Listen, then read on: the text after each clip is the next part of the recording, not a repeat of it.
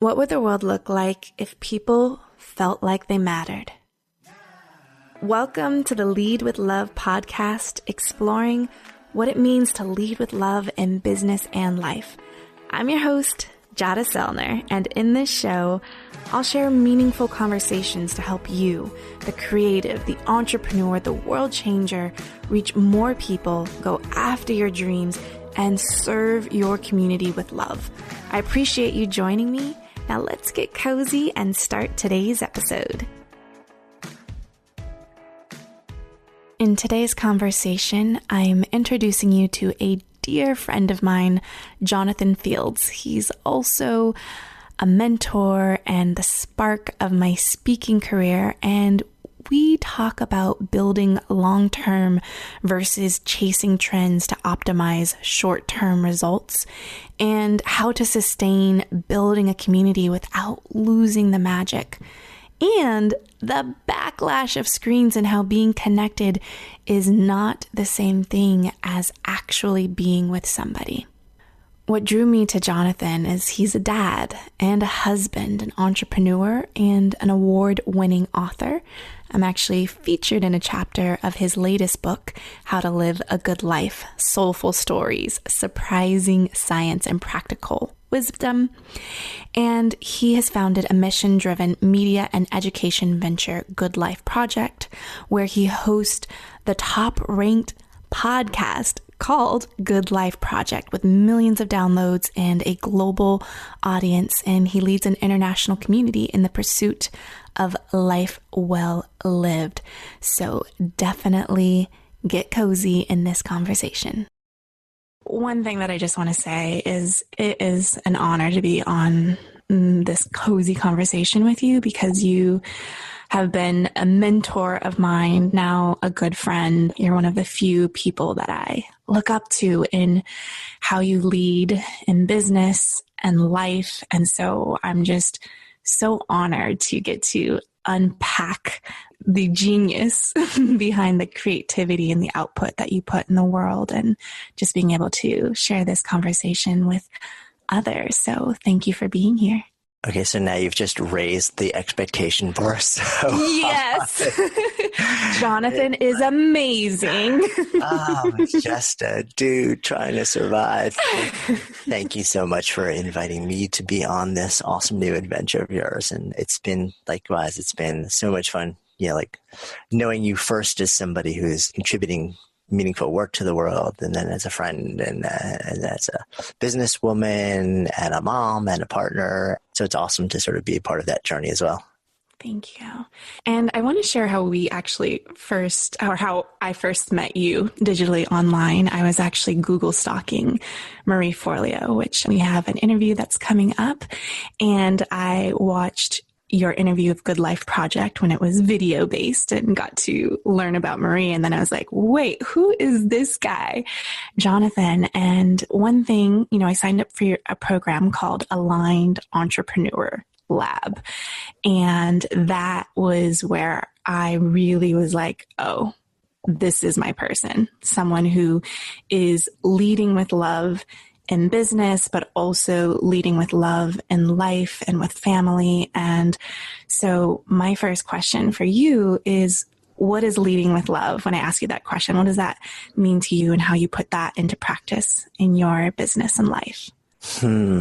Really good question, right? Because it's not something I consciously think about, and it's not something that I'm like, okay, how would I lead with love in this scenario? It's more my experience of it, I think, or this is the way that I would sort of say I experienced that, is that it's about tuning in not just to sort of cognitive thought processes and rational decision making and numbers and graphs, but also to your own intuition, your own physiological responses, your own emotional hits, your own, if you want to call them spiritual hits, your own sense of something bigger at play.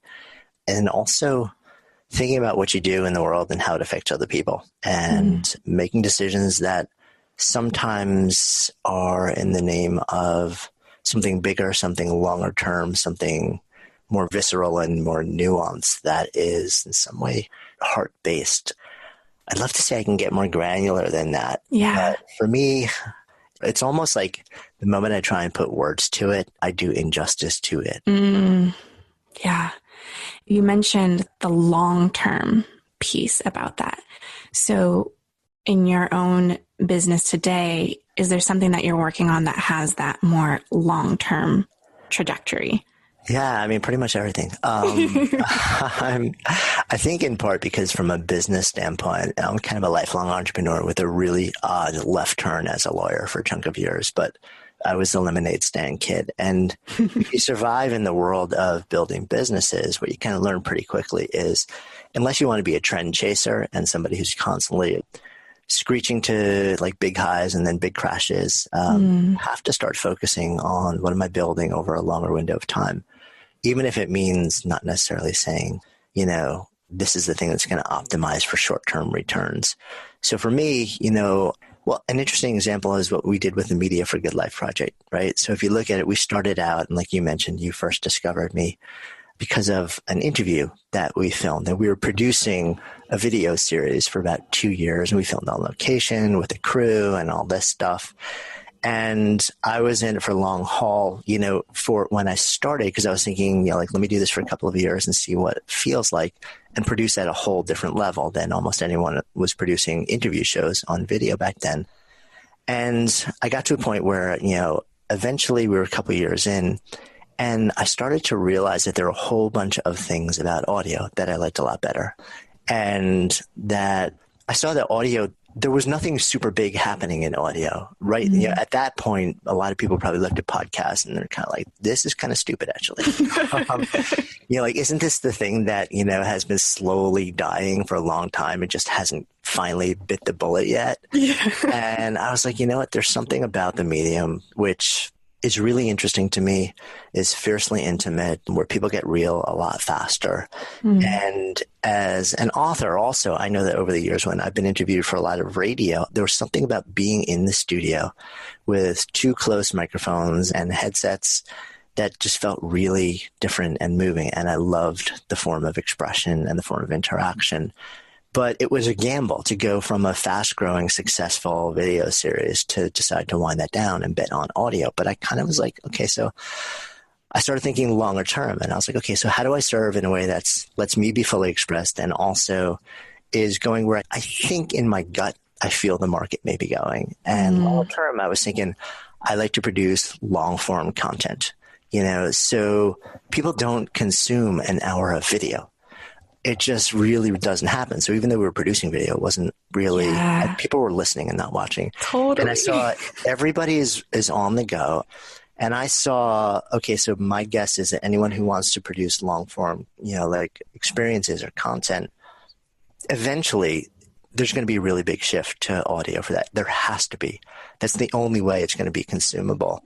So I kind of made a bet on it. I said, you know, like, let's do this, because I think a couple years down the road, there's going to be a huge shift in consumption patterns. And in fact, there was. We got lucky to a certain extent because we got in before everything exploded, like at the real front edge of that wave. And then a little while later, Serial hit, and then Startup, and then all this other stuff. And so we were able to kind of ride the crest of that to a certain extent. But it was because I wasn't looking for a quick hit. Yeah. I was looking at how do we build something big that serves a large number of people over a long window of time. I love that. It's a long game, that perspective of not getting that quick return right away. And I remember, you know, we were talking about me starting a podcast. I've been talking about a lot of things for a lot of years with you.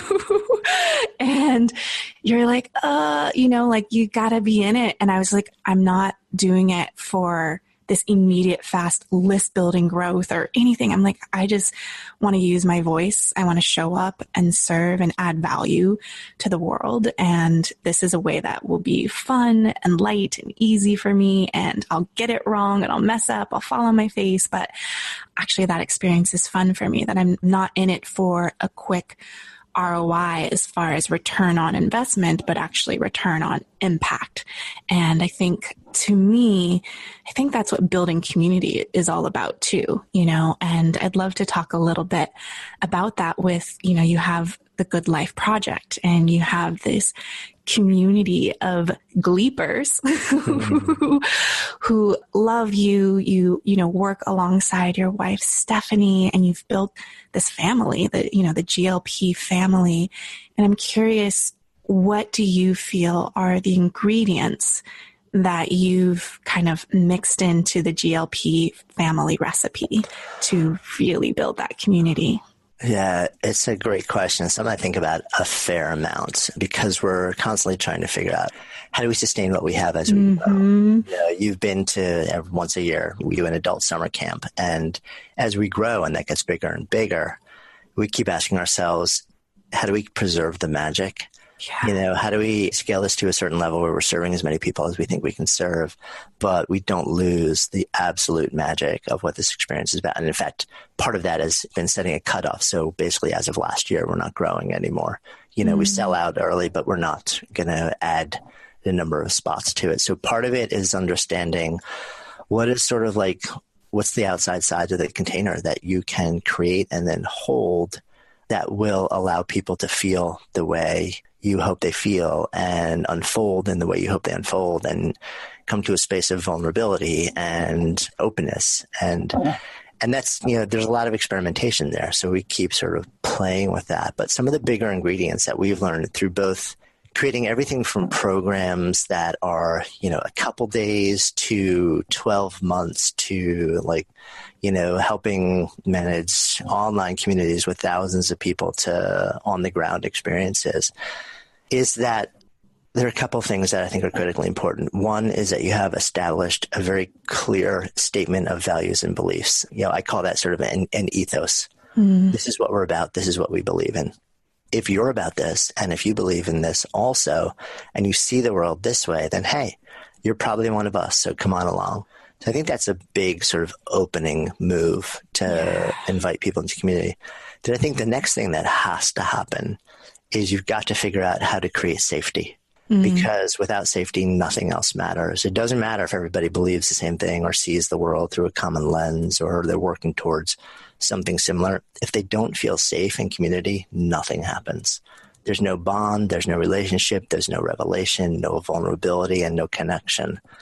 And that's something that, you know, I've thought about a lot. Our whole team has worked really diligently, you know, year after year. And what we see is sometimes it happens naturally, but also sometimes you really need to create mechanisms to help it happen. So there's a fair amount of actually social design that goes into the experiences that we create and social engineering in order to create moments of engagement and surrender and openness in a way that allows people to feel that sense of safety as quickly as possible so that they can get to the magic part as soon as possible and spend as much time there. It's really woven into a lot of what we do at this point when, you know, as somebody who's like steps into the community, but as somebody who's behind the scenes or thinking all these things through, there's a lot more intentionality to it. Yeah.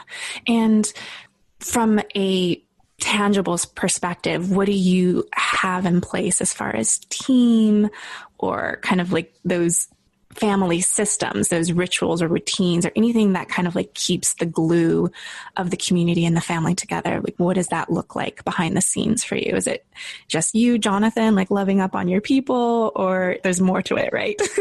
It is, in fact, barely me, Jonathan, loving up on my people. Because as you know, I am more on the introverted side of the spectrum. Yeah. So I love spending, you know, most of my time around a very small number of people who I'm deeply connected with. So, and because I know that about myself and I know that I need to honor that social orientation to be okay in the world, we build a team that is sort of has a balance of different orientations and different social wirings. So, for example, our primary online community is, I hate the word manage because I don't think manage a community is, you know, shepherded or whatever the gender neutral version of shepherd is. I don't know what's appropriate now, but because it's a woman, like Harmony. Nurture. Yeah, nurture, you know, or the nurturer for our online community. She's a giant raging extrovert love bomb. And there's a reason that we want her in that position because that's, you know, she loves that level of interaction with large numbers of people. And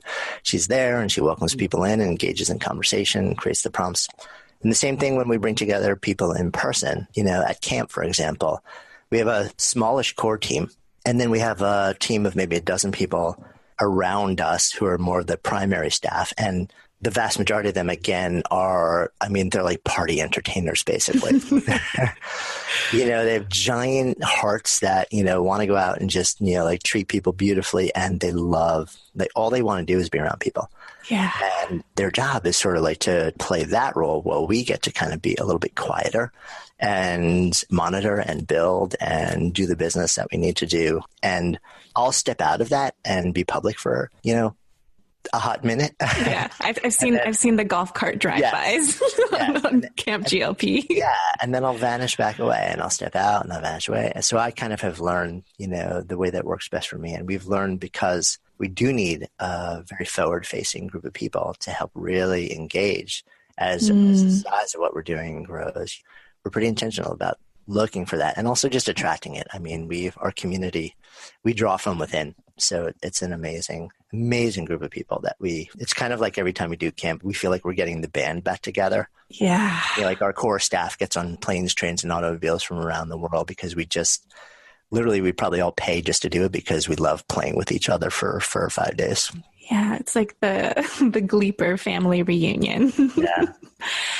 I love that. So I'm curious about Camp Good Life Project, Camp GLP, because this is what we're talking about. And it's a fascinating getaway for adults to play and connect with themselves and bunk up and connect with other adults. And there's, people wearing unicorn onesie pajamas and ukuleles and all of this. But I'm really curious about, where did the idea get planted from you? Like, when did that seed first happen?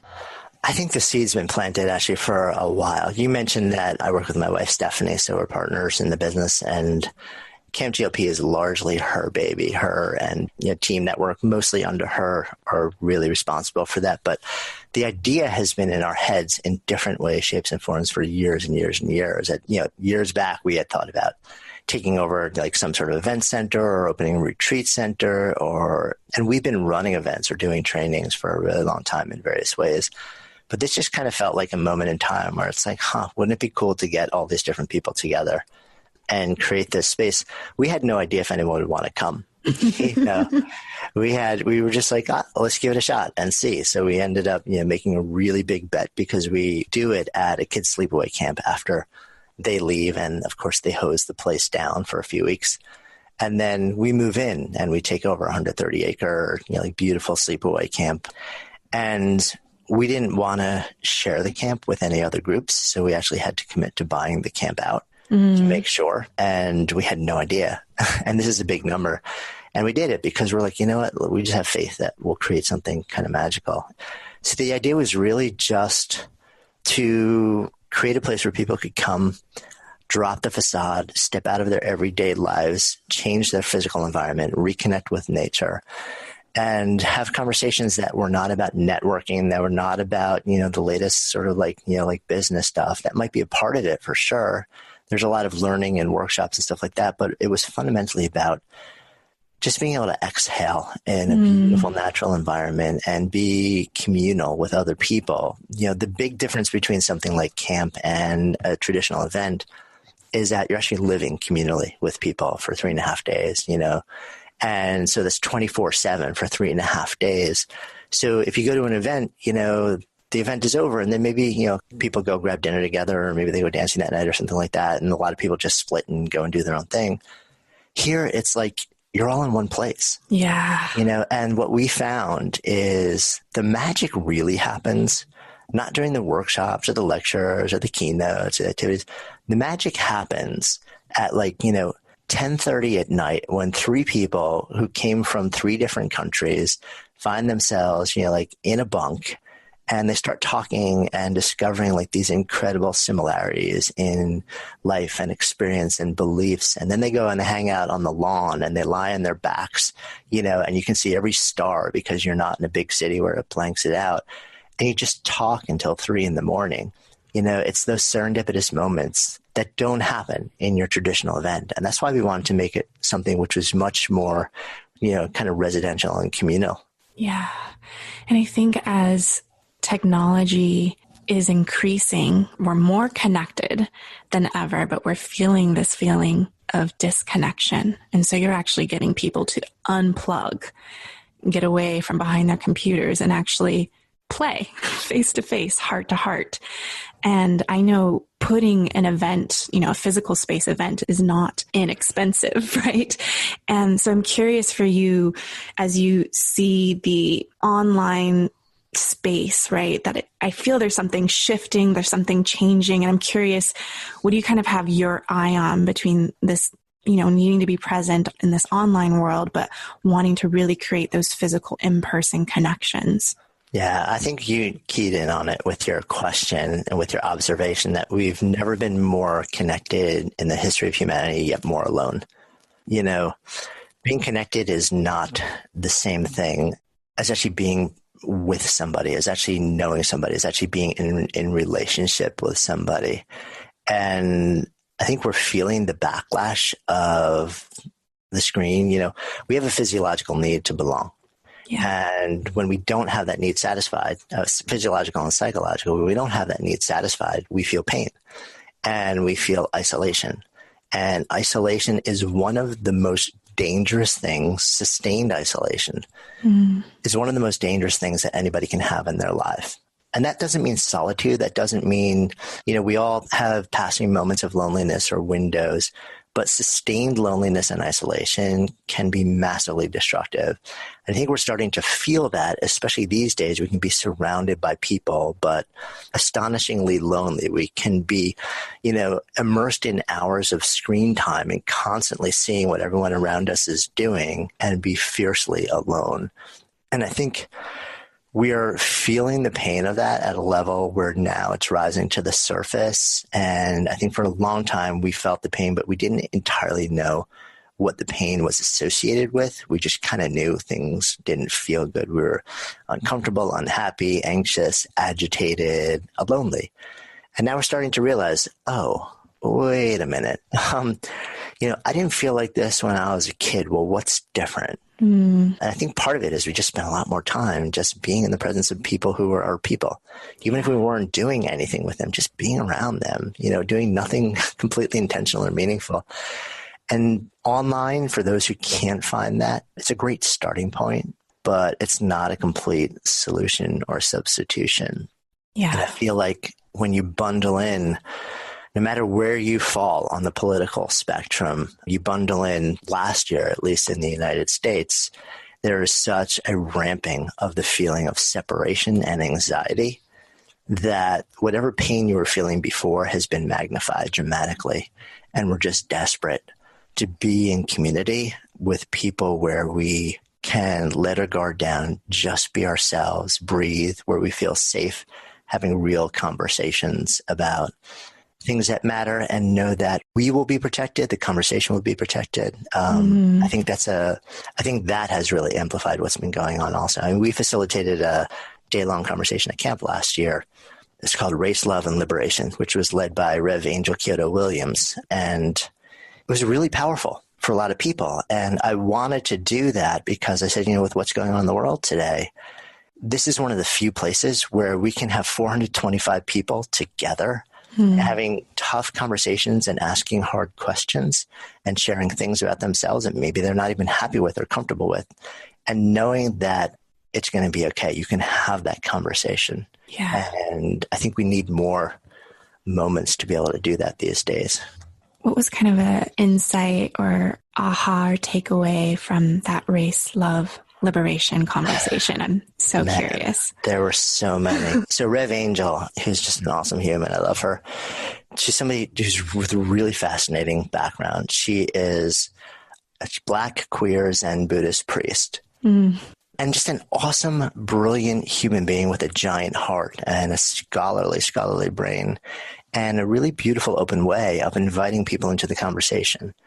And so, it was really, I think one of the seeds that she planted for a lot of people was, when you judge others based on color or something that is different from you, what part of your humanity are you leaving at the door?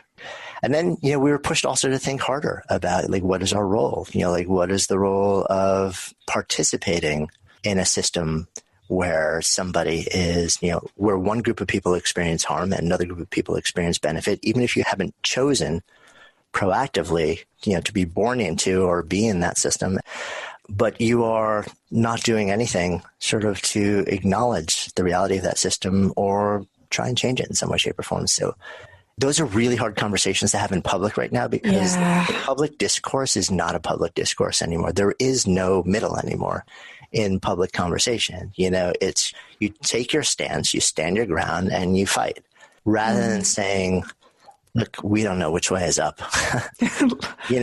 What I thought was right is wrong. What I thought was wrong was right. I don't know anymore. I think I'm a good person, but maybe when I re-examine like the larger construct of my life and society, there are things I should be doing differently or things other people might like. So, to be able to have that space, just to create and hold that space where it really doesn't exist in public discourse anymore, which is just such a huge tragedy. To be able to create that, I think was really, I was concerned going into it. Because I wanted to create something, I talked with Rev Angel about this for a while. I was like, let's do some hard work. I didn't want but it was really beautiful. It was beautiful. And it did provoke some people and it did push some buttons, and that's okay because we did it in a space that was safe and where they knew that, they still had a place to be in that community. Yeah. Coming back to that space of safety. Which I'm curious for you, when you talk about that safe space to have those conversations, do you have people in your back pocket on speed dial, the lifeline of when things get overwhelming? Because I think as speakers, authors, thought leaders, in one of your shirts from Camp GLP, it says, be your own guru, but you're still in a leadership position, right? You're a role model, you're inspiring to people. And so where and how do you get to let your guard down and have those safe conversations? Yeah, well, I have the incredible benefit of living my life with the most amazing person, my best friend in the world, and also building a business and a career and a living with that same person, with my wife. So we go through everything together. We're constantly bouncing ideas. And I am also very much the aspirational visionary who, believes almost anything is possible. And Stephanie is much more realist. So we work together really well and bouncing things. And we're together, it'll be 26 years and married 20 years this year, I think, or 21 years. So we know each other, really well, and we trust each other deeply. So that is we are each other's go-to. But beyond that, there are certainly a handful of people who I look to for different reasons. If I have a spiritual issue, like there may be certain people I talk to. If I have a business issue, there are a very small handful of people who I'll trust to go to with them.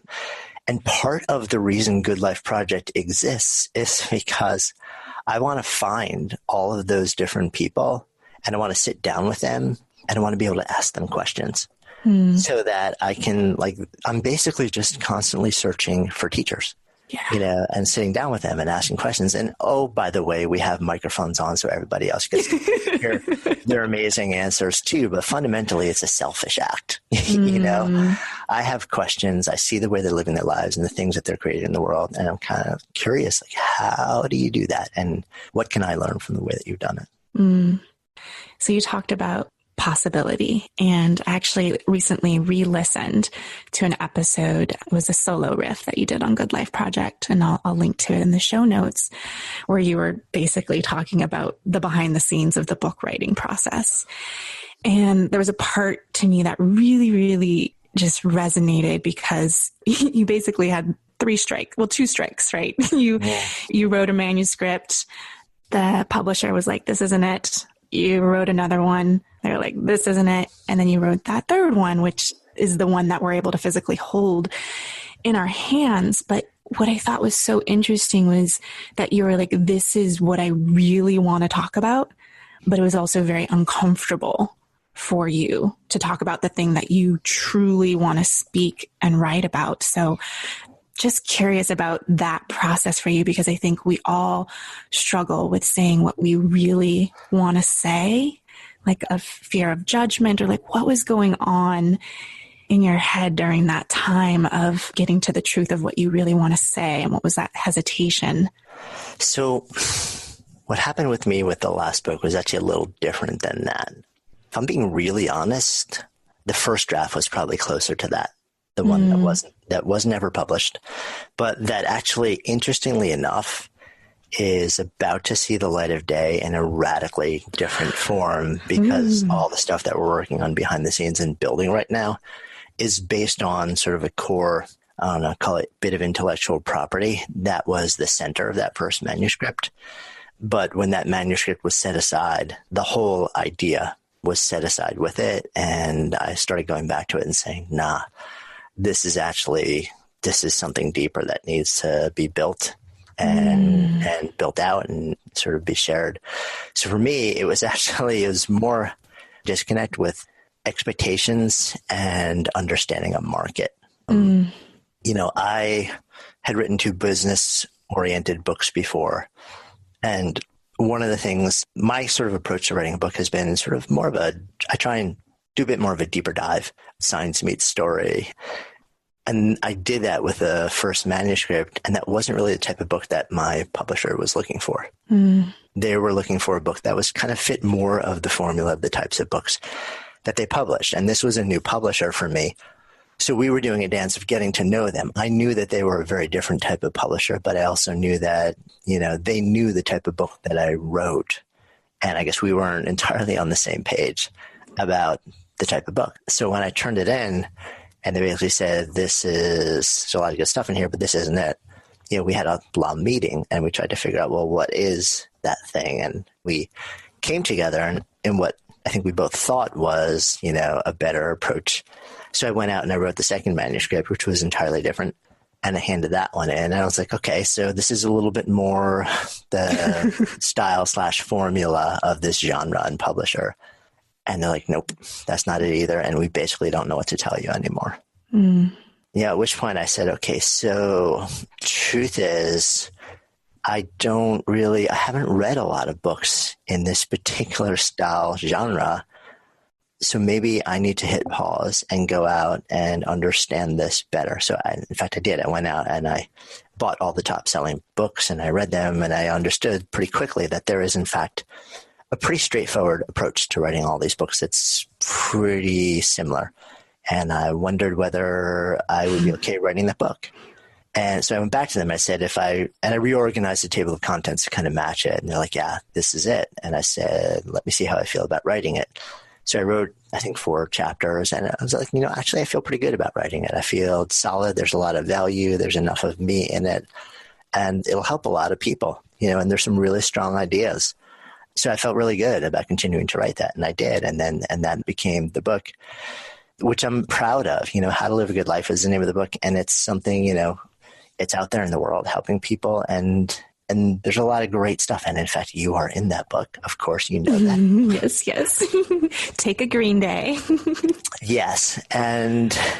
But the thing that I left behind, if I'm really going to be honest, my deeper truth was the thing that was a part of the original manuscript that I left, quote, on the cutting room floor. And I have since circled back to it. It's very different. And it doesn't discount the value or like how proud I am of what we actually created.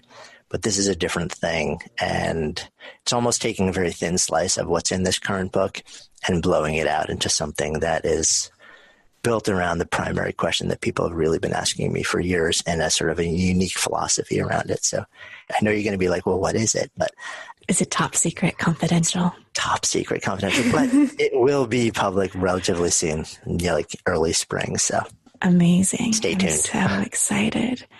Yeah. So you experienced then, I think that we have that dance between, you talk about this, about market fit and product maker fit. And so you still are moving through that dance between those two worlds of kind of satisfying the market or satisfying a publisher or satisfying your soul. Like, how do you blend and integrate pieces of making a living, but also doing your soul's work in the world? And that is, in fact, a lot of what I'm working on. So, I think it is a series of experiments, but it starts with self-knowledge. I think that's the big fail for most of us is unless you actively sought out some sort of process of self-discovery, there was no class in high school that I recall that was entitled self-discovery. Like all the ways that you can and should know yourself so that you can make intelligent decisions about what you want and what you don't want.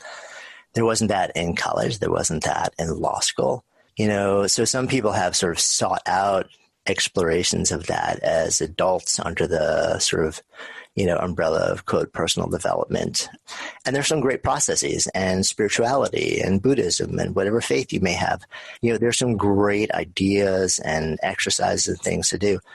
But fundamentally, it starts from a place of self-inquiry and self-knowledge. And until you do that work, until you become self-aware and you know yourself well enough to understand what you care about, what fills you up, what empties you out, then you're going to be just guessing for every decision you make. And sometimes you'll get it right and you'll be like, score, I know, I win. But because it was luck instead of really built on self-knowledge, you won't be able to replicate it and it'll get frustrating really fast. So you'll always keep getting hammered back until you actually spend some time going inside and developing self-knowledge and self-awareness. Self-knowledge is understanding of who you are, what matters. And self-awareness is understanding of how you are in the world at any given moment in time. And those are really two critical things. And from there, you can start to then look at all the opportunities in the world and say, okay, will this nourish me on the level of soul or whatever it is you want to call it? Will it nourish me in terms of my, commitment to taking care of my family? Will it nourish my bank account? And the entrepreneurial world, at least a certain part of it, is really hot on saying that you can always find a way to make it happen.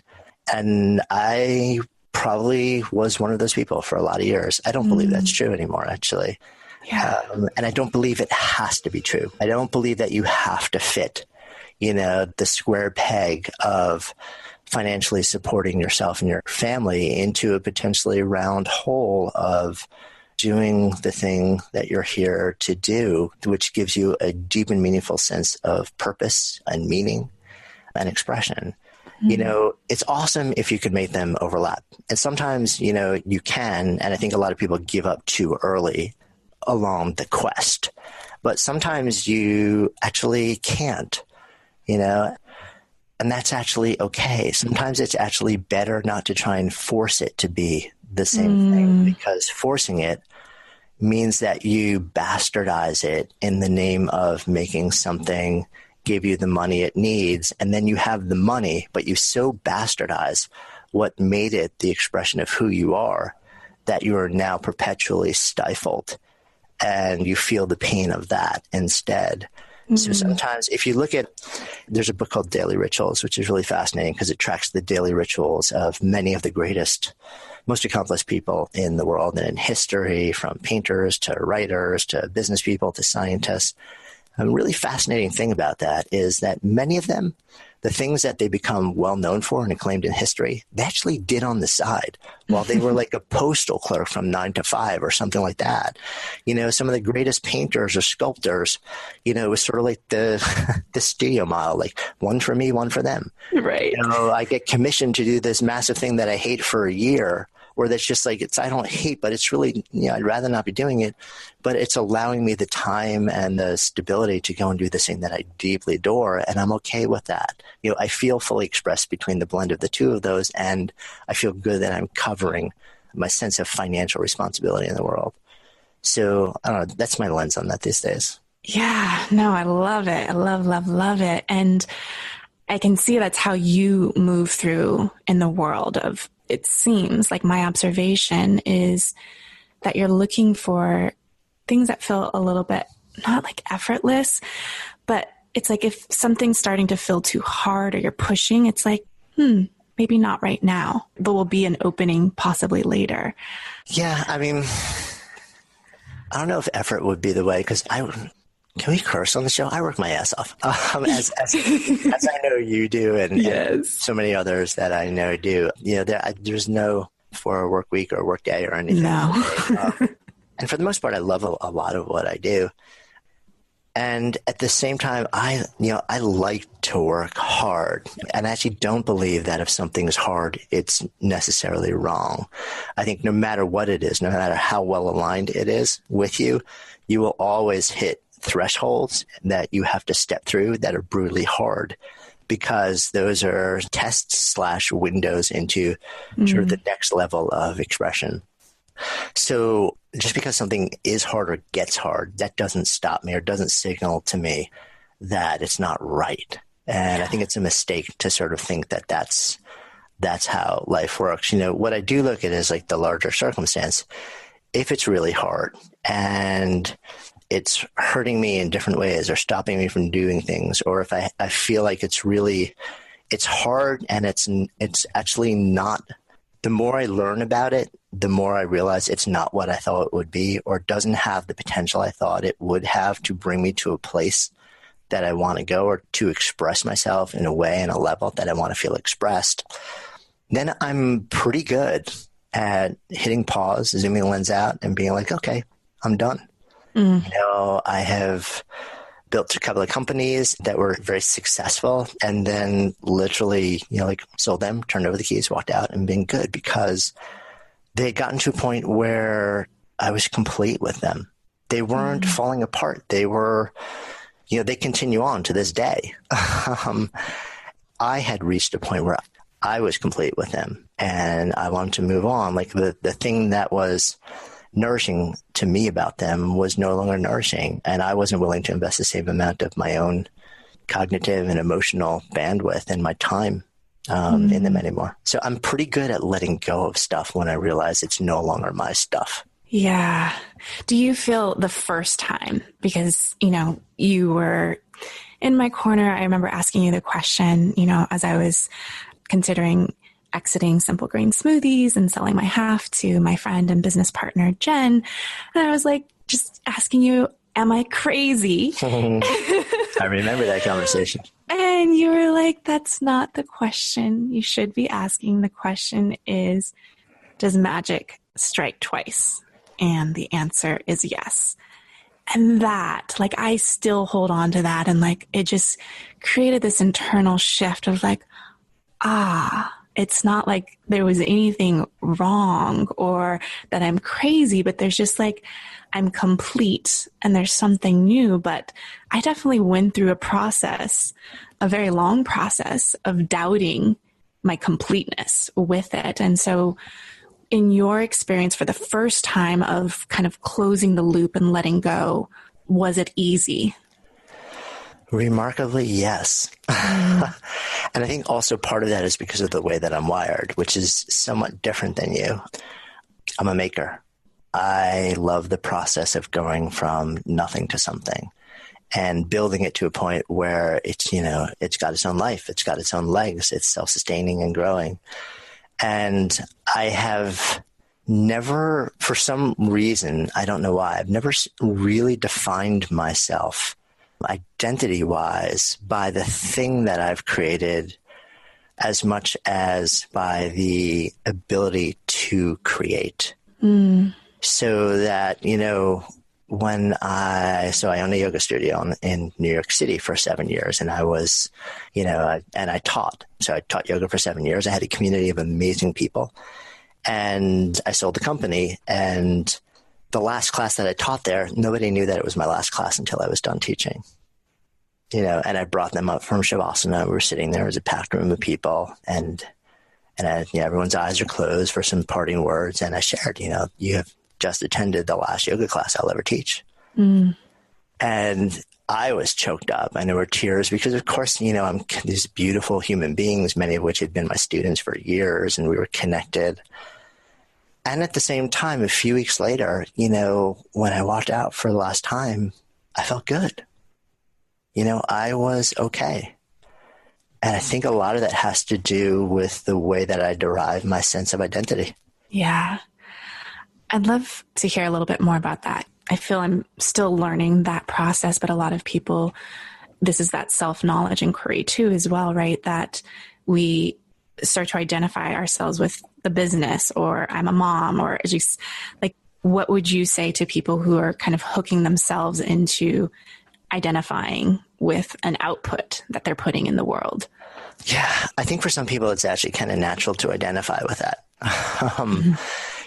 I know this is my through line, which is, so I have 3 books behind me, and I'll spend the better part of a year writing a book, and it's a hard process. The last book actually took a couple of years because of what happened. And it's funny because you'll see some authors, especially first-time authors, when you finally get a box in the mail from your publisher, and it's the first time you're actually touching and feeling your real book, and you open it up and like there's unboxing videos on Facebook and tears. And some people become so connected to the physical and social object that they've created, or to the company that they've created, or to the painting or work of art or community that they've created. I think some of us are just kind of wired to really gain a lot of the satisfaction that we get through sort of knowing, through the thing, through the object. For me, it's never been about the thing. It's always been about the process. I can't tell you why. And my sense is over time, and this is, again, like a bunch of the work that we're doing sort of behind the scenes right now, we are wired. We are all wired. We have a certain imprint or identity for purposeful work. And some of it is malleable, but I think a lot of it is not. I think by the time we hit sort of early 20s, we're kind of dialed in to a certain extent. And that may take many different forms of expression, but the fundamental part of it is what it is. The same way we have DNA.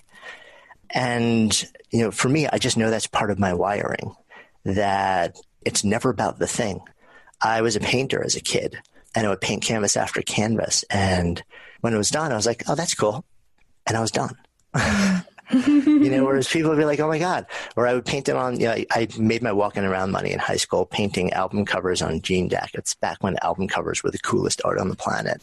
Love it. And I would paint some album covers that I was really proud of. And then I would give it to somebody else to wear. And people were like, oh, you should keep that one, or you should, hold on to things. So for me, I keep very little, because it's all about the experience and the process. And I think that happens to just be the way we're wired. I think other people are more about the thing. Yeah. And it's not necessarily bad, but it's kind of important to know your wiring, I think. Yeah, no, I love that, because I've noticed even with our book, it's just like, oh, it's done. Or it's like I did a TEDx talk and it's like, all right, complete. It's just, but in the process and you're in it. And then it's like, all right, check. So a question that a lot of people have and is connecting to their why, and wanting to get inspiration from other people's why they do what they do. And I'm curious what your why right now, what's your North Star that's pulling you forward? To make things that move people. And was that ever something different when you initially started in this world of entrepreneurship and being an author? Did I think it was something different? 1,000,000 times, yes. But like I said, I think by the time we sort of like reach, like adulthood, a couple of years into that, we're kind of wired the way we're wired. And the form of expression may change in a lot of dramatic ways over the course of your life. But I don't think that primary wiring changes a whole lot. At least that's been my experience in like the research that we're putting in right now. So for me, there were plenty of times where I thought like there were sort of like different drivers for me, or it was about something different. But I keep coming back to that. Like I make things, that, like the process of making breathes me. That's sort of my thing. And I also know, like, if you're going to refine that even more, that I am much happier when I am in a serial maker mode rather than a parallel maker mode. So like my mantra right now, even though I'm struggling to live it mightily, just because the reality of being an entrepreneur, trying to launch things, doesn't always allow it. But my mantra right now is fewer things better. So that's my maker mantra right now, fewer things better. And I know that when I create my reality so that I can work on fewer things and do them better, I am a much happier, more nourished person. That's beautiful. And does the opposite sometimes happen? All the time. Like I said, I live in New York City. I'm a husband. I'm a dad. I've got all different projects going simultaneously. So yeah, but what I'm really trying to do is pare back and less and less and less things because I like to operate at whatever I do, I like to do at the highest possible level. And when I'm parallel creating or making, can't do it. And even though I have interest in different things, the happiness that I find by being able to create a smaller number of things at a higher level exceeds the happiness that I would derive from spreading my attention across a wider number of things and learning or doing them at a lower level. So how do you catch yourself when you get into that state of making too many things? You mean besides like physically melting down and burning out? Yeah, well, tell me that. Like, I would love to hear that part. Yeah, I mean, like I said, I live in the real world, and there are sometimes I just hit a point where I'm like, I am a moron. Like I know myself. I know fewer things better. I know I need to be doing this. And yet I've got 5 projects that I'm working on right now. And I wonder why I'm feeling a little stressed. I wonder why I'm getting headaches. I wonder why I'm feeling burned out. And it's like, I want to just sort of like smack myself and say, you're doing this to yourself, which I am. Totally. And thankfully, like, again, I have Stephanie here who will kind of be like, are you, like, sure this is what you should be focusing on right now? So I have a great person to, sort of hold me accountable and help guide me and offer wisdom and reflect sometimes when I can't see my own reflection in a mirror. Yeah, I think it's so important for just the people that are listening to hear that, right? That there's moments where we don't have, the plan exactly the way that we want it or to feel light, and that sometimes our bodies are going to tell us something's up, or sometimes, someone who knows you is like, this is not working, like stop, pause the presses. So I really appreciate you just saying like, hey, sometimes my body shuts down and is like, this is not sustainable. So I'd love to see if you have anything as we kind of wrap up this conversation, if there's anything that maybe you haven't shared publicly that you want people to know, or something you're really excited about that we haven't talked about that you would love to share. Something that I haven't shared publicly. One of the things I know about myself is that I love to make stuff. I also love to make things physical in the world and work with my hands. I like to take physical materials and make things.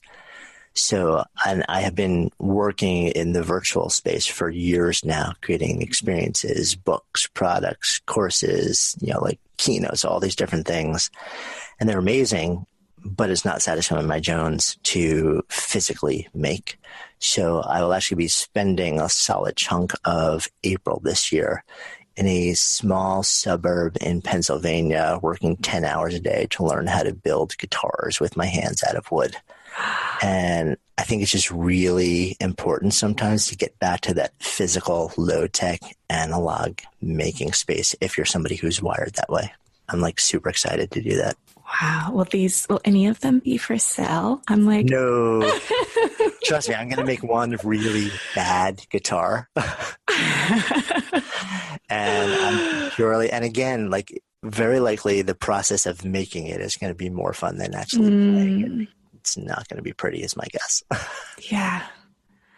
Jonathan, thank you for being such a light in the world. I appreciate you as just a man on the path of supporting and transforming and moving people, because what you said, I make things that move people, and I can attest to you've been that for me in my life. So I appreciate your time and your heart and your attention, and I know this won't be the last conversation. Thank you. Thanks so much for the kind words and for inviting me, and I can't wait to see where this new adventure goes. Thanks. Thank you so much for your heart and attention in listening to Lead with Love. If this message, leading with love in life and business, and remembering the humans and beating hearts behind the numbers and all of that good stuff, I would love for you to take the time to leave an honest review it would mean the world to me. And it also helps more people find out about the goodness and helping spreading more love in the world, which we really, really need. So I would really appreciate that. And I'll talk to you soon. Bye.